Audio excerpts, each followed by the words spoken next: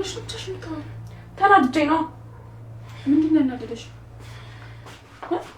ምን ሆነሽ ነው? አታያትም እንዴ አዲስ የመጣችው ልጅ እንዴት እንደምትመናቀር ከቤል ጋር እንዴት እንደሚያደርጋት? እንደዛ ነው እንዴ? እና መቀናቱ ነው? የምን ቅናት ነው የምትይው እህቴ? ኧረ እኔ አልቀናሁም። ለምን ቀናለሁ? አሁን እነሱ ምናቸው ያስቀናል? ለራሳቸው በጣም የሚያስጠሉት ማለት በቃ ምንም ሁኔታቸው ደስ አይልም። ኧረ ተረጋጊ እህቴ። ልታብጂ ነው እንዴ? ቆይ አላስተዋወቀሽም? አንቺን አስታውቆሻል እንዴ? እና ማናት አለሽ? አታስቢ፣ ፍቅረኛው አይደለችም። እሺ እና ታዲያ ማናት? ጓደኛው ናት? እንደዛ ብለሽ ነው? አይ ጓደኛውም አይደለችም። እና ታዲያ ምንድናት እንዴ? ቶሎ ተናገሪያ። ምንድነው?